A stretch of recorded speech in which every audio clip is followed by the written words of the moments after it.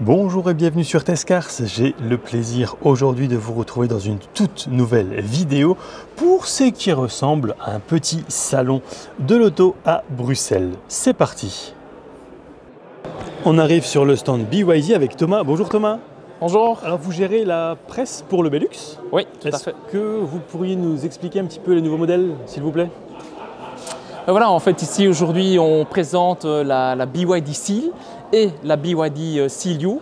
Donc deux véhicules avec quasi le même nom mais quand même un peu différents parce que la Seal c'est vraiment la voiture sportive de chez BYD. Sur celle-ci on a soit une propulsion, soit une version 4 roues motrices avec 313 chevaux ou 510 chevaux. 530 pardon, même encore plus. On a ici vraiment un véhicule qui est vraiment super sportif, qui a un look qui est vraiment très sympa. On voit qu'il y a quand même un peu des traits européens, tout simplement parce que notre designer, le patron du design chez BYD est allemand. Et donc on voit quand même qu'on a une très belle voiture. Quand on regarde aussi à l'intérieur, hein, les finitions, les qualités sont quand même à niveau. Ce qui est vraiment important chez BYD, c'est que tous les équipements en fait sont standards. Donc on n'a pas de liste d'options. C'est assez simple. Soit on choisit une design qui dans ce cas-là est une propulsion, soit on choisit la version Excellence qui sera donc la 4 roues motrices avec 520 km d'autonomie pour la 4 roues motrices ou 570 pour la version propulsion. Voilà, il n'y a pas d'option, tout est inclus, que ce soit les systèmes d'assistance, de sécurité, de confort, tout est vraiment inclus sur cette BYD.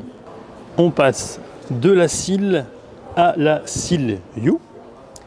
Et donc voici la Seal U, hein, qui est vraiment la BYD familiale avec beaucoup de place à l'intérieur, beaucoup de place dans le coffre également, hein. On peut vous le montrer ici. On a deux versions, donc deux batteries. Une batterie de 71 kWh et une de 87 kWh qui nous donne quand même 500 km d'autonomie, hein, donc ce qui est quand même très conséquent, des chiffres WLTP. Mais on peut quand même certainement atteindre à peu près 450 sans problème pour un véhicule d'une grande taille, hein, c'est un SUV du segment D. On retrouve le même design de la Seal, de la berline, mais ici on a une version qui est une traction et la même chose en fait, tous les équipements sont de série, donc on a deux versions. On a une version confort, une version design, donc avec chacune sa propre batterie, mais avec tous les systèmes d'assistance, de confort, de sécurité, etc. qui sont de série chez BYD. Et au niveau du tarif? Au niveau du tarif, ici sur la Seal U, on est entre 43 et 47. Pour la Seal qu'on a vue précédemment, là on est entre 48 et 51. Très bien. Merci Thomas pour ces explications. Voilà, s'il vous plaît. Et de bonnes ventes. Merci beaucoup. Lotus présente ici les lettres qui devraient être à laisser prochainement sur la chaîne. SUV tout électrique. D'Ituran est présent ici avec la Microlino, le vélo Rhino et Ladybuzz. Alors Ladybuzz et la Microlino, vous les retrouverez à laisser sur la chaîne. J'avais d'ailleurs pu faire un road trip de 3197 km avec Ladybuzz et c'était un régal. Alors ici, il est proposé en version cargo. Chez Kia, le focus est surtout mis sur l'EV9 que vous retrouverez à laisser sur la chaîne. SUV 6 ou 7 places en full électrique, sans oublier le Niro et l'EV6 qui cartonnent au niveau des ventes aux entreprises. Smart Hashtag 3 en version Brabus. Je vous rappelle que l'Hashtag One en version Brabus, elle est aussi à laisser sur mon site et sur ma chaîne YouTube. Et c'était un régal puisque très puissante, vraiment très fun à conduire. Et j'imagine, j'espère que celle-ci procurera le même fun à conduire. On arrive chez Renault avec Karl qui gère la presse pour le Belux et le nouveau Scénic E-Tech. Salut Karl. Bonjour. Est-ce que tu pourrais nous présenter un petit peu la dernière nouveauté de chez Renault?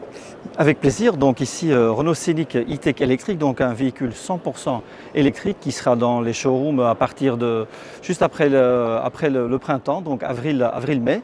Donc c'est un véhicule 100% électrique ici dans une version Esprit Alpine qui est notre niveau de gamme haut de gamme, le niveau d'équipement qui est maintenant presque généralisé sur toute la gamme Renault. Ici, cette version est avec la batterie 87 kWh qui a une autonomie de 625 km, norme WLTP. Et comme on est sur un événement B2B ici, on a vraiment tenu à présenter ce véhicule-ci parce qu'avec ce véhicule, on a vraiment une nouvelle arme pour attaquer le marché du fleet, mais pas que, parce qu'aussi pour les particuliers, on pense ici avoir un véhicule qui peut aussi répondre à un besoin familial avec 5 places vraiment parce qu'à l'intérieur, la voiture est très spacieuse. Et comme ce véhicule démarre à moins de 40 000 €, on pense vraiment là avoir une arme pour le marché du particulier également. Et je te souhaite que les ventes suivent. Si on devait retenir qu'une seule chose, selon toi, ce serait ? Mais en fait, je ne peux pas dire une chose parce que justement, ce véhicule coche toutes les cases. Elle est dynamique, elle est habitable, elle est spacieuse et elle offre un plaisir de conduire très agréable. Et dernièrement, au niveau du tech, donc tout ce qui est multimédia, c'est vraiment le dernier cri de ce qu'il y a sur le marché avec Google intégré. Donc les mises à jour sont en plus beaucoup plus faciles. Les mises à jour se font online, donc pas avec une clé USB, mais online tout le temps. Ok, en OTA. Exactement. Parfait. Merci beaucoup. Voilà. Et je souhaite de bonnes ventes. Merci.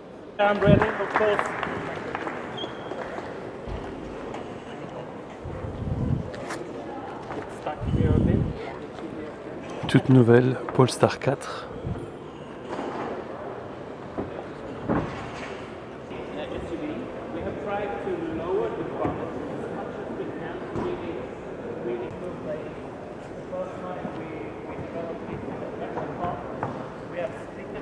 But it's only when you approach the car, it's actually not there when you're driving, because from a legal perspective, it's not allowed. And also, there's a really nice leg room. If somebody jumps in the front, you can see there's a lot of space in the car, and that has also been an advantage moving the whole section backwards. Close on the rear-wheel driven, 1500 on the 2000 Et on the vous all-wheel voyez, drive, il n'y a 1500 pas on the de rear-wheel drive. lunettes arrière, c'est remplacé par une caméra. Présenté en 2023, il est ici, en Belgique. Le Ford Explorer, nouveau SUV de la marque tout électrique.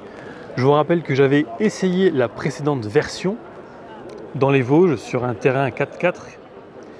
Et puis le Tourneo Custom qui cartonne notamment en version utilitaire. En version custom, il est également à laisser sur ma chaîne, donc je vous invite à aller voir si ça vous intéresse. La Subaru Solterra édition 2024 bénéficie des 2 sièges électriques à l'avant, d'une charge triphasée, du Subaru Connect Service, d'un volant à mes plats, du Front Cross Traffic Alert et d'une garantie de 8 ans Benelux, kilométrage illimité.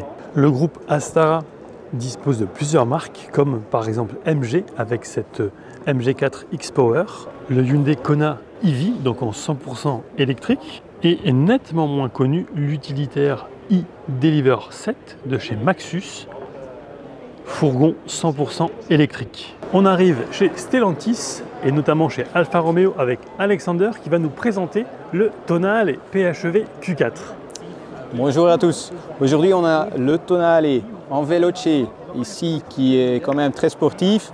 Première voiture en version plug-in hybride chez Alfa Romeo. En avant, on peut déjà voir très important pour tous les Alfa Romeo depuis la Deuxième Guerre mondiale, c'est le Trilobo en avant, donc avec les 2 prises d'air et le Scudetto en avant. Ici, version Veloce, donc ça veut dire un Scudetto assez sportif. Puis, si on passe vers les phares, les très Piutre, les phares LED Adaptative Matrix. À côté, on peut voir ici les jantes de 20 pouces, très connu pour Alfa Romeo d'avoir toujours ce type de design. Ici combiné avec les étriers freins rouges de Brembo. Si on passe vers les rétroviseurs extérieurs, ici avec une finition noire brillante, bien sûr avec le drapeau Italie. En bas du carrosserie, on peut voir qu'on a fini ça avec une belle finition en noir avec des éléments en mat. Et si on va revenir sur le design même, on peut revoir qui commence en ligne sur les phares avant jusqu'au phare arrière. Et ça, on appelle la ligne GT, qui fait une référence au Giulia GT à l'époque. Et quand on regarde les phares, ça donne aussi un design typiquement qu'on a déjà vu dans le 8C. Au arrière, on a aussi de nouveau ces phares qui donnent une certaine identité aux voitures avec le trait plus trait, pas seulement dans la taille, mais aussi dans la profondeur. Donc ça donne un certain effet 3D. Et puis on regarde aussi aux vitres arrière qui a typiquement cette V comme on a déjà connu dans le Brera. Si alors on passerait dans l'intérieur et surtout pas oublier notre nouveau logo pour tout ce qui est électrification. Typiquement pour Alfa Romeo, on a les palettes au volant en 100% aluminium, très grandes, donc toujours prêt au conducteur. Après, nous avons notre compteur digitalisé 100% de 12,3 pouces. Après, il y a un écran d'infotainment de 10,25 pouces, donc en totalisation de 22 pouces en écran. Puis bien sûr, on a les sièges en cuir ici qui sont ventilés, chauffés pour tout le confort aux conduites. Et ça, c'est en basse vitesse l'Alfa Romeo Tonale. Je suis maintenant avec Eric, responsable Jeep pour le Belux. Alors l'Avenger, vous allez la voir en long, en large et en travers sur ma chaîne ces prochaines semaines. Alors est-ce qu'on pourrait avoir des infos sur l'Avenger, Eric? Bien sûr. L'Avenger, tout le monde la connaît, c'est la tenante du titre de voiture de l'année en 2023. C'est déjà un bel achievement. Mais c'est aussi une belle voiture tout court, très Jeep dans ses formes carrées, robustes, qui inspire la puissance, la robustesse, la sécurité, mais en même temps très compacte, puisqu'avec 4,08 m, c'est la plus petite Jeep que nous commercialisons. Celle-ci est 100% full électrique, avec une puissance moteur électrique de 156 chevaux et une très belle autonomie de plus de 400 km, qui peut aller jusqu'à 570 km en mode urbain. Donc si vous êtes un urbain, eh bien l'autonomie peut aller presque jusqu'à 600 km.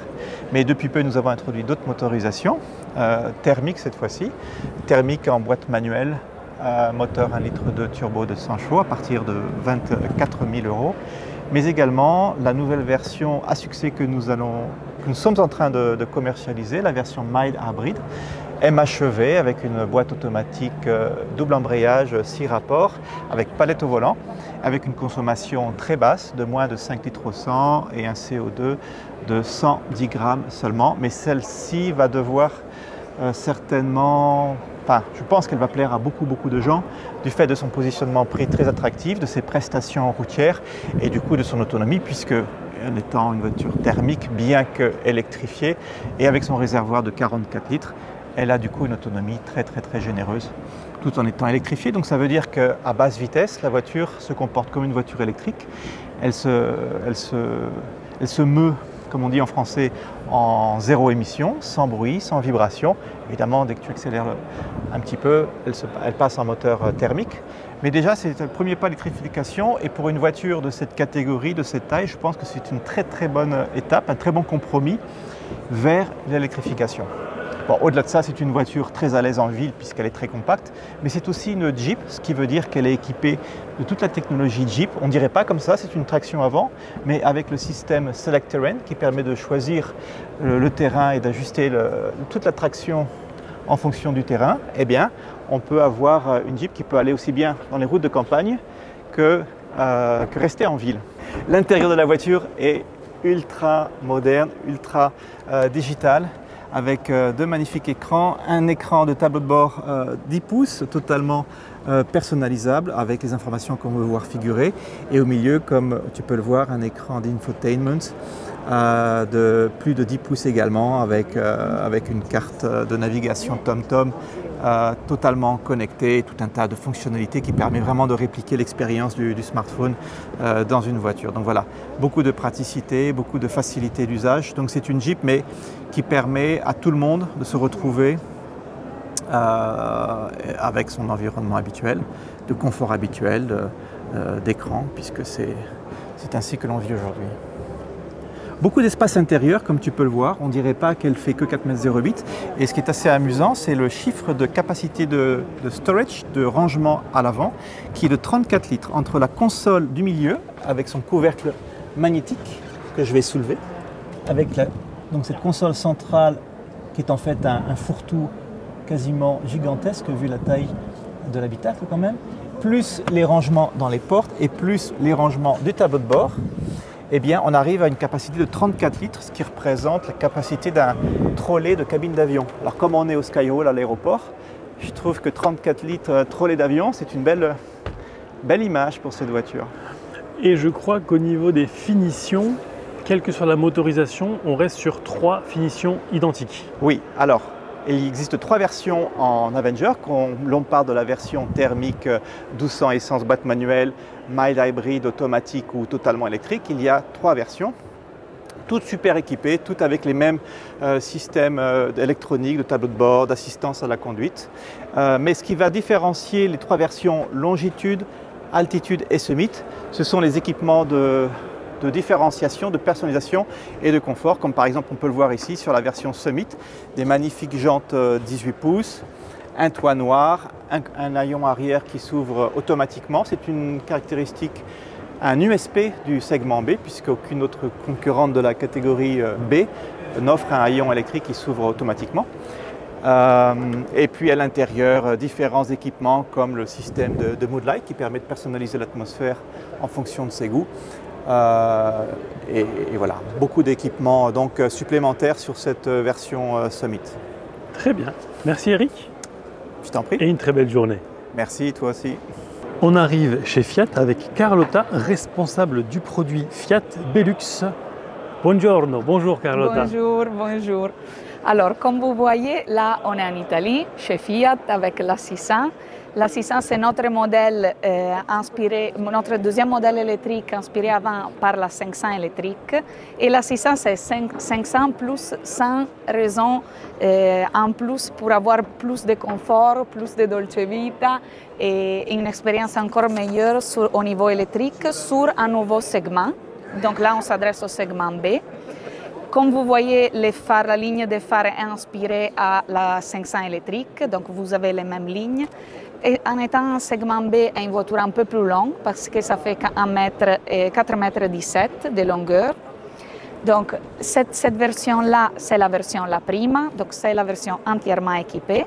On a aussi une version Entry, qui c'est déjà une version bien équipée, mais à un prix compétitif, que c'est la version Red. Donc maintenant, pour vous parler de cette version, donc cette version est disponible en ces couleurs, que c'est les couleurs Orange Sun of Italy, on l'appelle. Donc l'idée derrière, c'est d'avoir un peu de couleurs métallisées inspirées par les couleurs de la nature italienne. Donc si on entre un peu, donc ici, donc l'intérieur, je vous disais que pour assurer l'expérience de confort, l'intérieur c'est un intérieur en cuir ivoire pour la version La Prima. Elle est équipée aussi avec un écran 10 pouces avec Fiat Co-Driver, conduite assistée et aussi les capteurs de stationnement à 360 degrés tout autour de la voiture. Et sur les sièges, il y a aussi la possibilité d'avoir la fonction de massage sur les sièges avant de la voiture. Donc au niveau d'extérieur, sur cette version, c'est une version qui est équipée avec des jantes à 18 pouces, spécifiques pour cette version. Et c'est une configuration fermée, donc les clients peut acheter la voiture exactement comme ça. Il n'y a pas besoin d'ajouter des autres options parce qu'on veut proposer une voiture totalement équipée et avec un prix clair et fait du premier moment. Donc, je peux ajouter aussi que comme coffre, il y a une capacité de 360 litres. Sur la version La Prima, ça peut être ouvert électriquement, comme ça. Et cette version-là, donc on l'a en version électrique depuis l'année passée, donc le lancement a été en juillet. Et depuis un mois, on a aussi cette version disponible en version hybride, avec une version de base qui peut être équipée avec les 3 packs ou une version La Prima full équipée comme celle-là que vous voyez ici. Très bien, merci beaucoup. Je suis maintenant avec Wim, responsable presse Stellantis Belux. Bonjour Wim, est-ce que tu pourrais nous présenter la nouvelle Astra s'il te plaît? Tout à fait. Opel, la seule marque allemande dans le groupe Stellantis. Et l'Astra ici, Sports Tour, avec la nouvelle face avant qu'on retrouve sur toutes les Opel maintenant, avec le visor qui est un peu inspiré sur la Manta de l'époque. Ici, on voit l'Astra électrique, full électrique, disponible, donc 100% électrique, mais aussi en hybride. Et vous voyez déjà les lignes fluides, un peu allemand, et une voiture qui est très, je dirais, très demandée aussi par notre public B2B. Je parlais du visor avant, avec le nouveau logo, mais à l'arrière, il y a quelque chose de bien spécifique aussi, parce qu'au niveau design, on a ici la balance, ce qu'on appelle la balance, la ligne horizontale et verticale, qui est vraiment typique aussi pour Opel aujourd'hui. On arrive chez Honda avec Georges, responsable PR pour le Belux. Salut Georges. Bonjour. Alors est-ce que tu pourrais nous expliquer un petit peu ce qui est présent sur le stand aujourd'hui ici?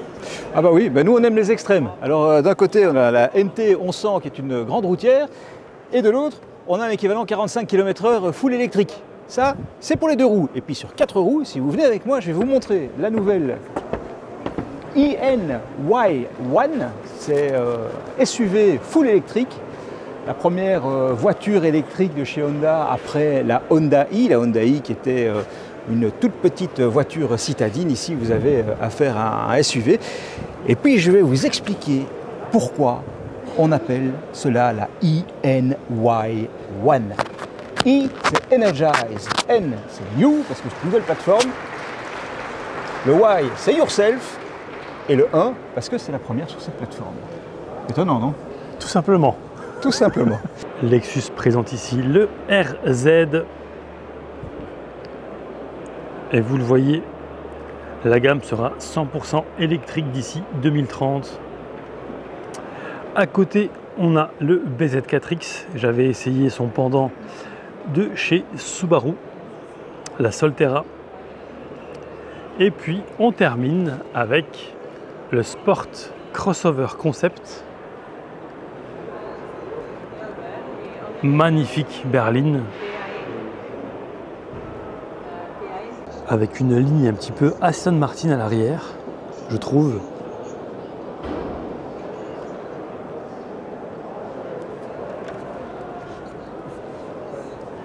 À voir ce que pourrait donner une éventuelle version de série.